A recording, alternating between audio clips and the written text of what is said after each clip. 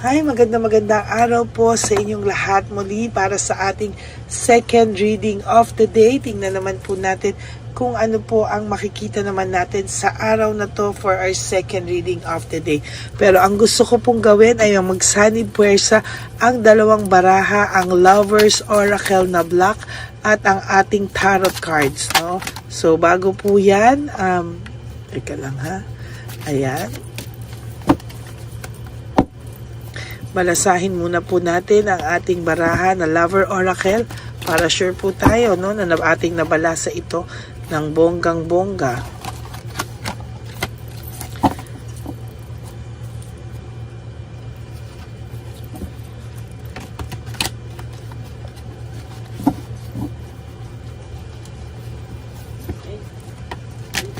Ayan.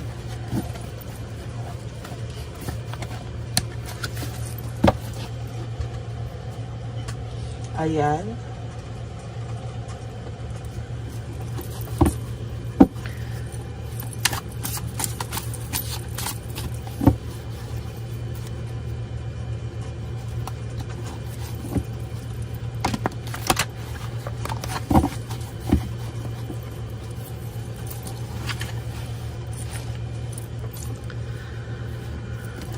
One, two, 3, 4, 5, 6, 7, 8, 9, and 10.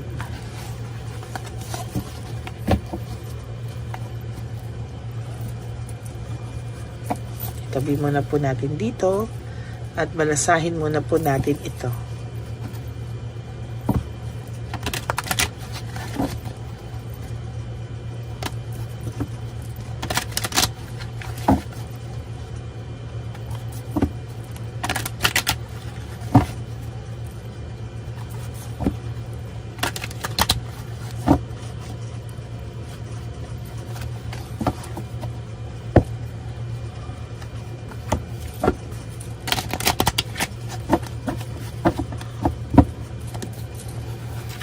Pili po tayo ng 10. 1, 2, 3, 4, 5, 6, 7, 8, 9, and 10.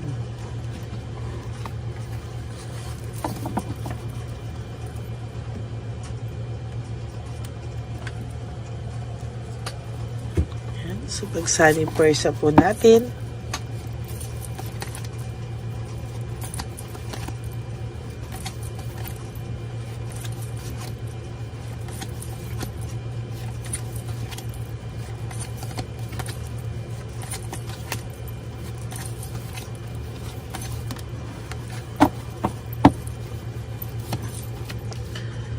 Oh my God. Ang sabi niya po sa unang-una, don't treat me the way you do. I don't deserve it. May konsensya na pong nararamdaman dito. No, meron po akong nakikita dito na somehow, whether you like it or not po, nakukonsensya na rin po ito. No? Nakukonsensya na rin po siya in such a way na parang dapat hindi mo raw siya ginagawa ng maganda o hindi mo siya tinatrato ng mabuti kasi siya po ay hindi niya daw po deserve yun. May frustration po akong nakikita dito. No? Nakikita ko po na may frustration po akong nakikita, nararamdaman po niya, frustrated po ang taong ito. Right at this very moment siya po ay may frustration, no? May frustration po akong nakikita. Ang sabi niya rin po dito is, why can't I move on from you? Hindi po siya makapag-move on sa'yo. Hindi niya lang po hindi niya lang po magawa-gawa ito, hindi po siya makapag-move on, hindi po siya makaalis sa shadow mo. Yun nga lang po because of excess pride, no? Kahit pinapunish po ito, pinaparusahan na po ito sa kanyang excess pride pa rin po ang namumutawi. Hindi po niya ikaw makalimutan, may konsensya po siyang nararamdaman, may frustration po siyang nararamdaman, and yet, ayan po, nakikita mo po, no? Hindi po siya, hindi mo po siya nakikitaan ng kahit anong frustration. Kunwari, may excess pride po akong nakikita dito, no? Hindi po siya makapag-move on sa'yo. Kaya po, sa excess pride niya po, ayan, no? Why do I feel this way? Bakit daw po siya nalulungkot? Bakit daw po siya nakakaramdam ng too much emptiness, too much lungkot? Hindi niya po maintindihan. May frustration po siyang nararamdaman, hindi niya po maayos-ayos yung kanyang pakiramdam. No, para po siyang nalulungkot, na-insecure sa mga bagay-bagay. There is this insecurity, no? Hindi niya po alam talaga kung paano po siya sa mga susunod na panahon dahil siya po ay nalulungkot, no? Hay, nako, yan po ang nararamdaman niya ngayon, to be honest with you, no? Nalulungkot po siya, no? Natatakot daw po siyang mawala ka. I am afraid to lose you. Natatakot siyang mawala ka, pero wala naman po siyang ginagawa to win you back, no? Because of excess pride, no? Nalulungkot po siya, hindi siya makapag-move on sa'yo, pero hindi ka naman po niya ma-win back dahil po sa kaduwagan niya. Para na daw po siyang mababaliw kakaisip sa'yo, no? Whether, ano po ang gawin nito, no? Hindi niya po magawa-gawa na maging ganito, no? Malungkot po siya right at this very moment, hindi niya po alam. Ayaw niya daw pong mag-isa. I don't want to be alone. Hindi niya po gustong mag-isa, pero yan po ang nakikita ko, napapagod po siya sa mga nangyayari ngayon sa buhay niya, no? Moving forward, no, leaving home, moving forward, pinagsisisihan niya rin po ang pag-alis niya sa buhay mo, technically at literally, na umalis po ito sa buhay mo. Siya po ay may pagsisising nararamdaman, ano? At talagang sinasabi ko po sa'yo, hindi po ito titigil na mag-isip sa'yo because ang sabi niya, life without you is hopeless, dark, and depressing. I miss your light.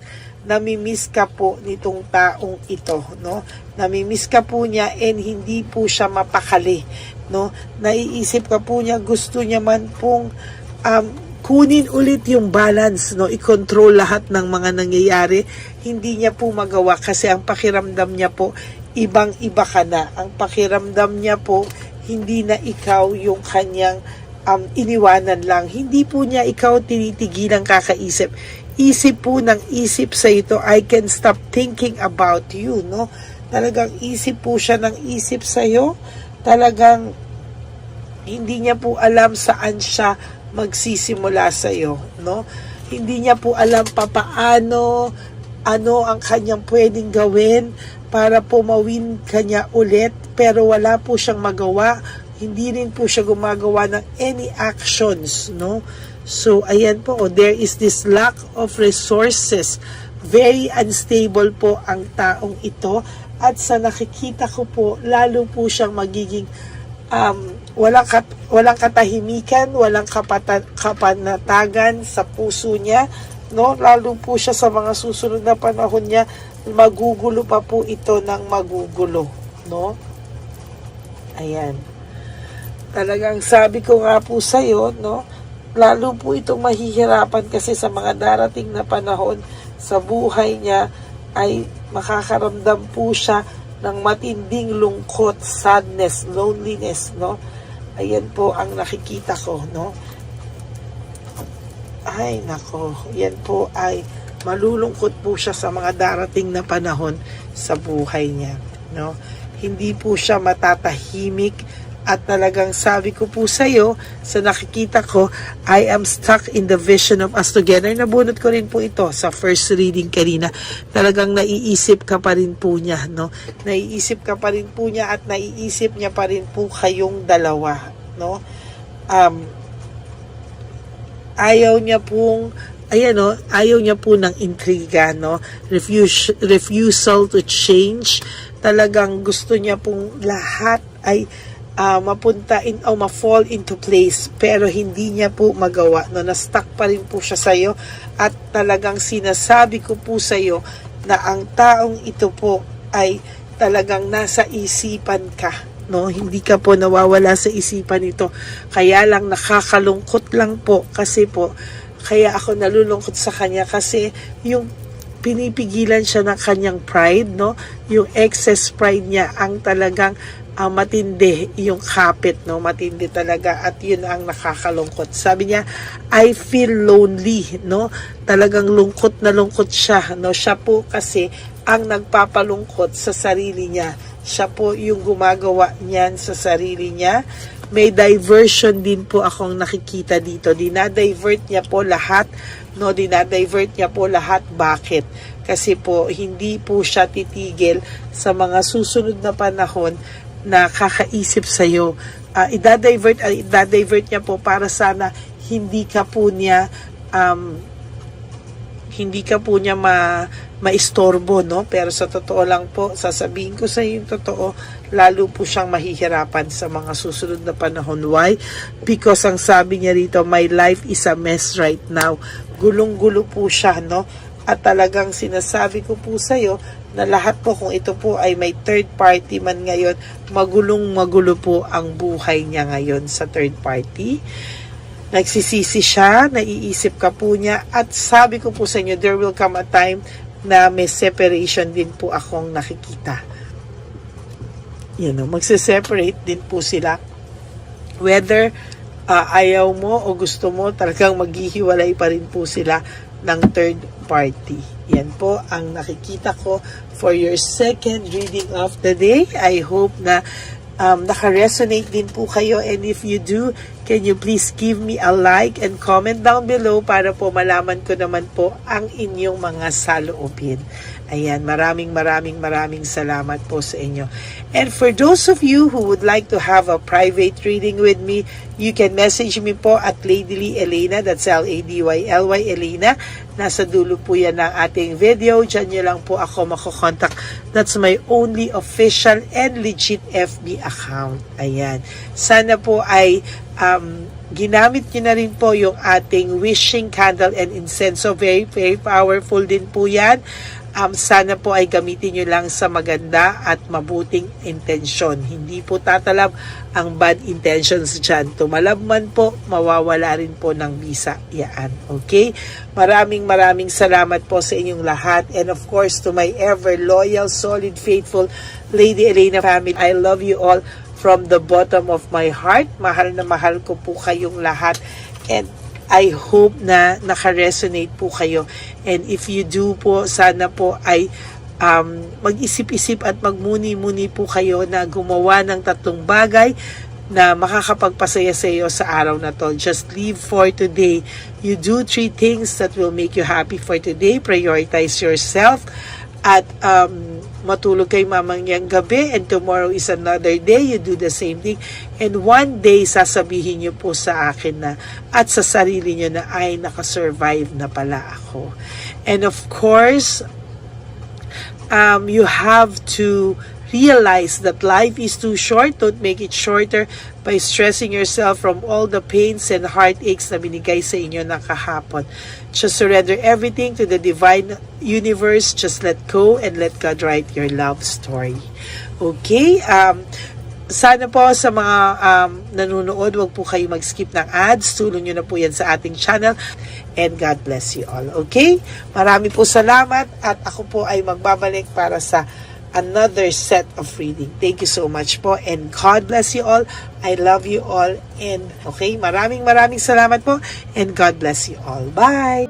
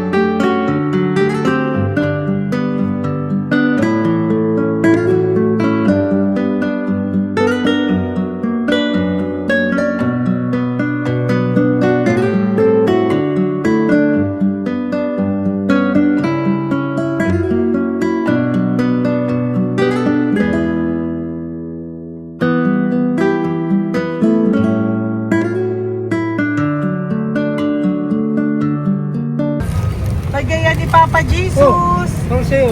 Ito pa nung. Go ahead. Pera. Wala na, that's it? Ito po pera. Ito pa pera, oh.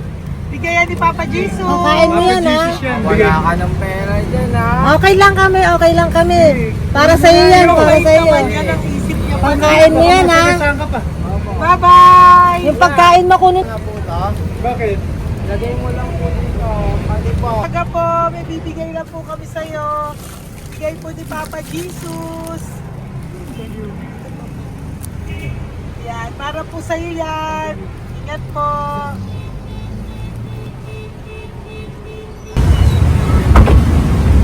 Magandang tanghali po. May bigay po si Papa Jesus sa inyo. Salamat po. Salamat po. Ito po. Salamat po. Tigisa po kayo sa Ampaw. Thank you po. God bless po, nanay. Ingat po kayo Apo, apo, apo. Pangalaman po. God bless.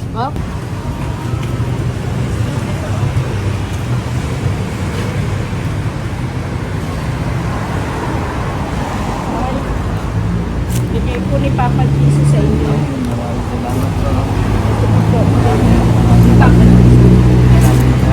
God bless po. Kuya, pangkain mo po yan, ha? Tayo ka ba nandyan? Po, hindi po. Dito po, nagatimbaan po. Ah! Sa music ministry. Doon ka nakapwesto. Opo. Sige po, bye po. God bless po. Ingat.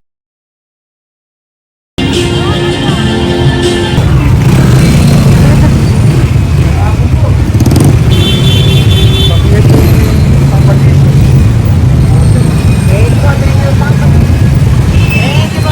Thank you po, bye po. Meron pa Yo, bigay po ni Papa Jesus. Salamat po. Yan.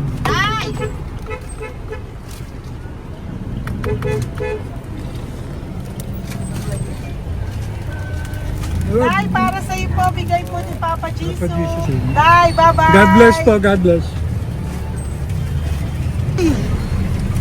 Para sa iyo po, bigay po ni Papa Jesus. Ayan po, bigay po yan sa iyo ni Papa Jesus. Thank you po. Amen.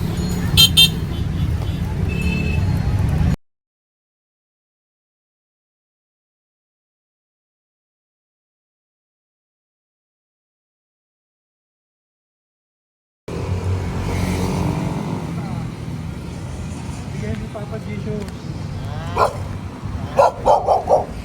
Kaya pagkain ato po, ah.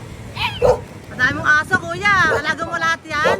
O, nagkait. Kaya sa isa na sa iba. Palagala. Ay talaga? Salamat po. Nalagala ko. E paano pagkain yan, kuya? Saan mo kinukuha? Salamat ang may ko. Lahat. Ang dami. Ang dami niya pong aso.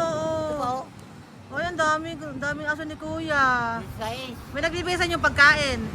Nangangalakal ako. Okay po. Tapos, Kaya mo kuya, pag nadaan ako, bibigyan kita ng dog food dito, ha? oo. Dito ka lang ba lagi? Oo, dito ako nagtutulong. Okay po, sige. Okay po. Marami din akong aso sa bahay, eh. Salamat po. Okay po. Isa. Kuya, pangkain mo yan, kuya.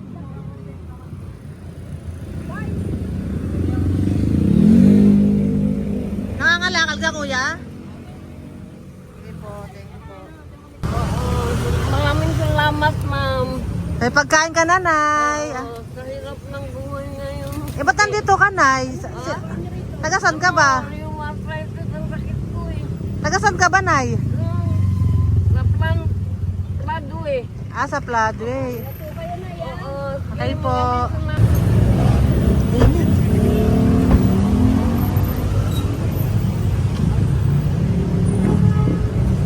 Nay! Bibigay ako sa'yo.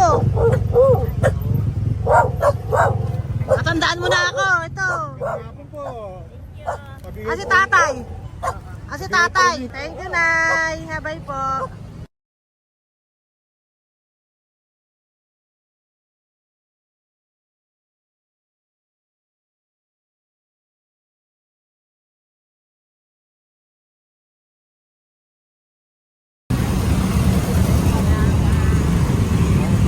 God bless, Tay. Thank you po. Pabigay po. Bigay po ni Papa Jesus. Salamat po. Bigay po ni Papa Salamat po, Jesus. Ito ate. po, oh. Salamat po. Bigay po ni Papa Jesus. Ito pa po. Salamat po, tay. Salamat po, tita. Bye-bye po. Maraming po salamat. Kayo, ate. Opo, ingat po kayo. Taga saan po kayo. kayo? Taga Tayabas, Quezon po kami. Mga aita po kami sa Quezon, mga katutubo. Sige, ingat po. Salamat God bless.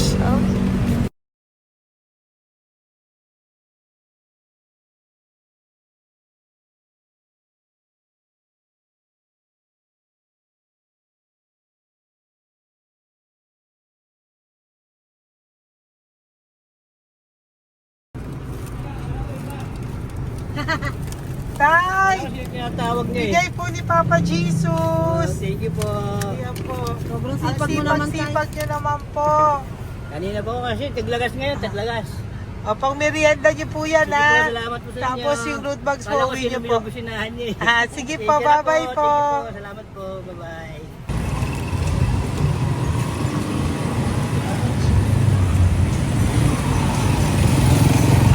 Brother! Basta, mabigay ni Papa Jesus ang sa'yo. Ang kaya mo yan. Ba't hindi ka makatayo? Na ano ka? Okay. Sige, bye-bye. Hello po. Tama. Para sa inyo po, bigay ni Papa Jesus. Thank you very much. Sige po, bye-bye po. God bless you. Tay, magandang hapon po. Bigay po ni Papa Jesus. Ito pa po, Tay. Para sa inyo po. Bye-bye po.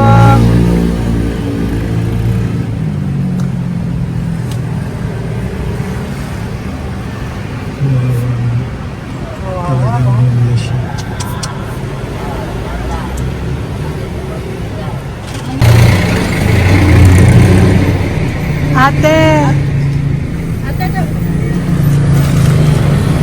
Ano lang, baka maano siya.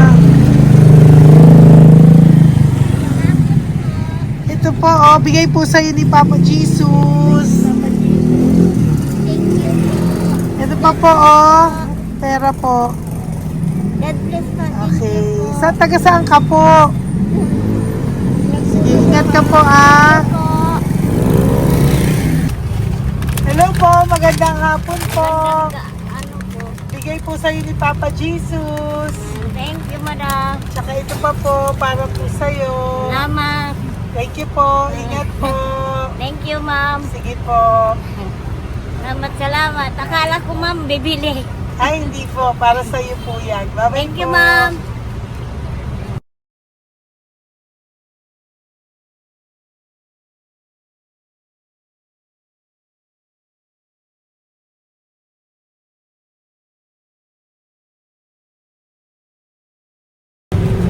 Hi.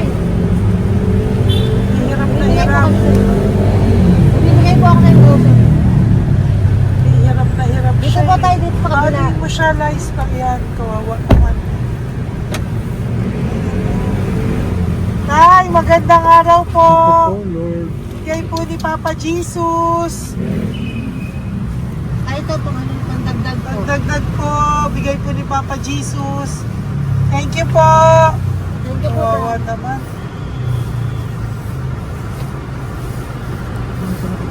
Diyos ko, hindi na siya makaano po.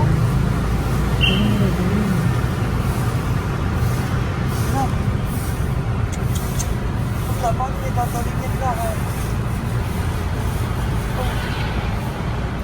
Ano kami yun, narinig ko lang. Siyempre, ang bigat niyan.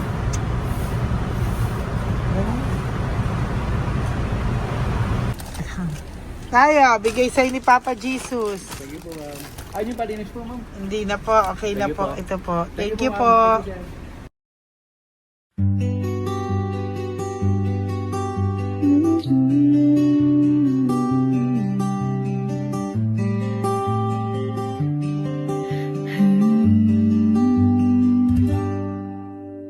Nasa panahon ako ng kalungkutan, panahon na hindi ko alam ang gagawin.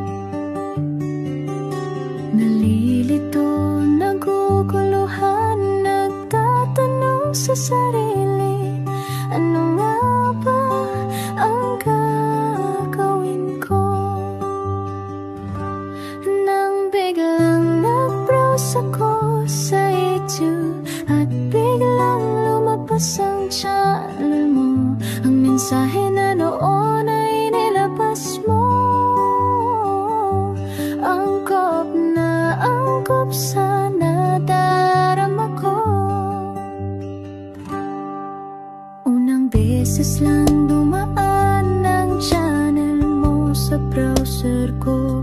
Hindi ako nagdalawang isip na hanapin ang Facebook account mo at mag-message sa'yo. Agad ka naman sumagot sa mensahe ko. Hindi ko alam ang damdamin noon, dahil parang may sumungaw sa aking pag-asa. Nang kaliwanagan sa dilim ng gabi, dumating ka, ikaw ang sagot sa panalangin. Salamat dumating ka at nakilala kita, Madam Elena. Nabago mo ang pananaw ko. Noon ay malabo, ngunit ngayon ay may linaw na tinatahak. Salamat sa Diyos, ikaw isang anghel.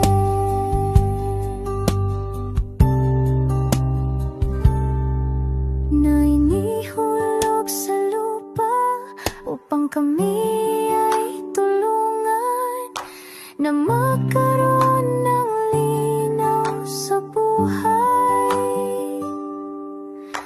Pinadaan sa'yo ang mensahe na nais iparating ng ating lumikha. Salamat sa buhay.